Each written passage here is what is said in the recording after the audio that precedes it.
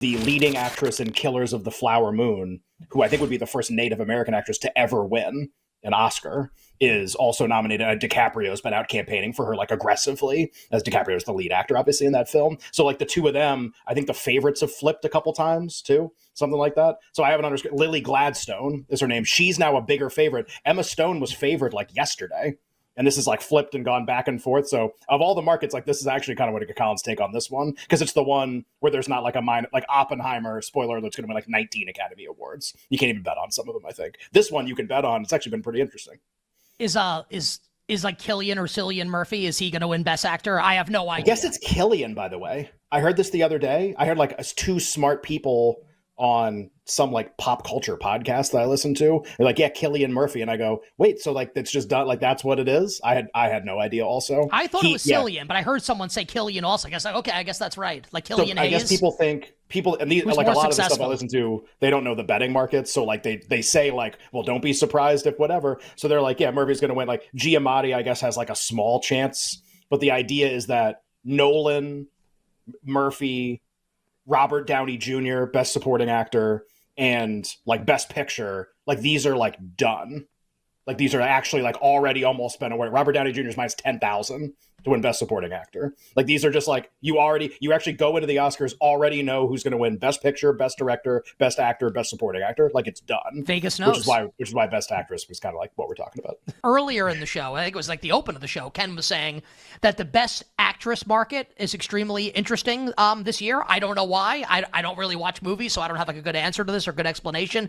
How do you handicap this market, Colin? Best Actress, and then anything else that you find interesting about betting on the Academy Awards this year? Yeah, Chris Raybon and I did our podcast 2 days ago. We submitted our write-ups, and we told everybody that you need to go grab Emma Stone. She's plus 150 out there. That is not the numbers right now, and that is not what the numbers are going to be come showtime. BetMGM right now, it looks like they've pulled even, maybe minus 125, or I'm sorry, there's a minus 185 and plus 125 out there. Emma Stone's going to get massive steam here, and I will keep everybody away from the mathematics about it, but there's a site, Gold Derby, that has editors, experts. You essentially take what they're all picking because they're all voting, and they know where all of the users are going to vote that are in the Academy Awards base. And you take that, you get your percentage, and you find out what the true odds should be here. And the true odds should be Emma Stone minus 115. She is neck and neck with Gladstone here, but you know, there's things here that don't really add up. Gladstone won the SAG. Emma Stone won the BAFTA. And generally, like if you win the BAFTA, you're the one that's going to win Best Actor or Best Actress. But Lily Gladstone, she wasn't even nominated for the BAFTA, which is just crazy. Like, how can you win the Academy Award? You weren't even nominated for a BAFTA. So it's Emma Stone all the way. I will be looking for buyback on Lily Gladstone from Killers of the Flower Moon if it drops down to say, plus 110 or something like that. But it's neck and neck. So take all the plus money you can get on Emma Stone. Yeah, really. I was listening to a bunch of podcasts on this, and like the betting market's been really interesting. Like it sounds like it's going to be interesting up until the Academy Awards. I'm just like Nick, except I listened to like 2 podcasts before we did the show, so I only know about Best Actress. I mean, I know like Oppenheimer's going to win a ton of awards. Some of those markets are not even bettable. Like I think Best Picture is just like not even open. You can't even bet it because Oppenheimer's going to win. Best Supporting Actor, Robert Downey Jr. is like minus 10,000.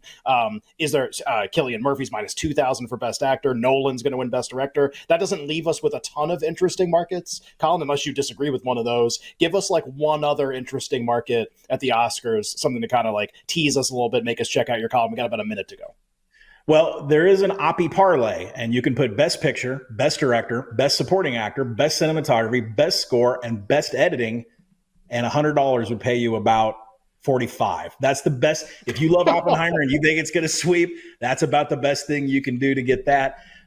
So for that perspective, I love it. I think the one bet that I'm so intrigued by is Best Visual Effects. The creator had John David Washington in it. They won the award at VES this past weekend, but for some reason they're plus 125, and Godzilla -1 is minus 150. They haven't won an award. They were only nominated once in the BAFTAs. It was head-to-head against Rocket from Guardians of the Galaxy, and Godzilla lost to Rocket from Guardians of the Galaxy. I don't know why Godzilla -1 is favored. It should be the creator. That's where my money is. I mean, the math doesn't add up whatsoever on that. So look to fade Godzilla on Academy Award night.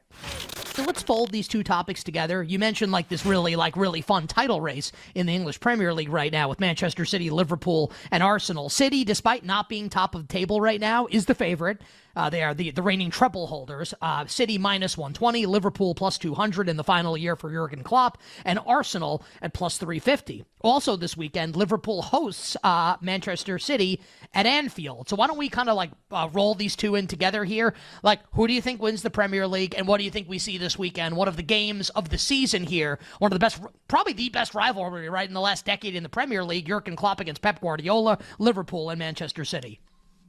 Yeah, there's always been a lot of fireworks between these two and always an entertaining match. And they played earlier this year, and both teams were relatively fully healthy. And it ended in a 1-1 draw at City. City had about, a half goal better by XG. They kind of smushed Liverpool in a way that most teams haven't been able to do it this year. I think the biggest thing for this season, the reason that City is still the biggest favorite, when they've been fully healthy, which has been very rare this year, they've been dominant. They've won 13 of their last 14 matches with a draw against Chelsea mixed in there when Haaland missed a couple big chances. But when they have Rodri, Stones available in the midfield, De Bruyne, Haaland, and Foden, when all five of those guys are healthy, they just win every match. And so you're seeing them as a road favorite, and that's the reason that they have a ceiling that is higher, I think, than Liverpool and Arsenal. Whereas, we know how great Liverpool can be in attack. Mo Salah is expected back. He played today off the bench. He's expected to start Sunday. They're going to have Darwin Nunez. So they're going to have their best attackers available. But Ibrahima Konate may have picked up a knock today in defense for Liverpool. And their defensive numbers are a clear third to Arsenal and City. And that's why I think ultimately they're going to get caught here and get kind of tripped up just enough to the point where City and maybe even Arsenal will end up passing them. But as far as this weekend goes, I would lean toward the under at 3.25 if you could bet it, if you can find it at 3.25. And then one prop that's potentially interesting to me, Jeremy Doku's been playing off the left a lot for Man City. He's upwards of 4-1 to get an assist. I think he's live as a big outlet piece for City when they progress all of the ball through the middle. He's the outlet they swing crosses in from. So he would be a key piece for them in this one. But I think ultimately I still favor City to win it. I agree with the market, but you're not really getting a discount at over 50% to win a title that is within 2 points. And these three teams are just so dominant right now. Both teams are more than a full goal. All three teams are more than a full goal better per match in the last 2 months than every other team in the league. I don't know UFC very well, Brian, but I know who Sean O'Malley is, maybe even partly because of the hair, but that's part of the sell, that's part of the draw, celebrity and being recognizable and being one of the up-and-coming guys. So I know him, and I know he's fighting. This makes me interested in the fight. He's a minus 270 favorite at BetMGM against Marlon Vera, who I have not heard of and who could definitely win if you tell us so. How do you handicap this fight with Sean O'Malley, seemingly one of the most popular fighters in UFC, I'm guessing? Yeah, it's a very interesting fight. It's in Miami. The card's loaded. It's a big one. And the thing about Sean O'Malley here is you love this matchup because he has one loss in his career. And it came against Marlon Chito Vera, the same fighter he's fighting in this rematch back in 2020, mid-pandemic. And what we saw was something that I think the rest of the MMA fan base looks at as an aberration. Chito Vera won by TKO after he kicked repeatedly the foot of Sean O'Malley, suffered an injury that they called dropped foot, ended up on his back, succumbed to strikes, lost by TKO. But here's the key about O'Malley. He has gone publicly since then and said, look, that's a fluke. I'll beat you 9 out of 10 times. Everyone knows I'm more skilled. I'll see you again eventually. It just turns out that they will rematch now, one fight after O'Malley finally climbed that ladder and knocked out Aljamain Sterling. The thing that O'Malley says is true. He's the better fighter by far, a dynamic striker who's coming off of 2 huge wins over former champions in Petr Yan and then Sterling to win the belt. But Chito Vera has sort of this kryptonite skill set where you wouldn't call him a super elite. He's won 4 out of his last 5, but he's in this fight because of the history between them. But he's got 2 things that are superpowers, an iron chin and a violent ability to finish, particularly late in fights. So if this one goes into the championship rounds late, Vera's going to be game and in it throughout. But I think the way the line was set to begin with, and if you followed O'Malley's career, he's proved everyone wrong by his control of distance, his ability to land creative, explosive strikes out of nowhere. This is a fight he should win. I expect him to win. His star power needs to win. He's just got to prove to everybody that he's not brittle and that fight really was that 1 out of 10 aberration. Lucky strike took him out of the game. But if he does his thing over 25 minutes, this is still Sean O'Malley's fight to control. And if he wins it, guys, there is a long line in the sport's deepest division of killers that are waiting, with Merab Dvalishvili first in line next after this one.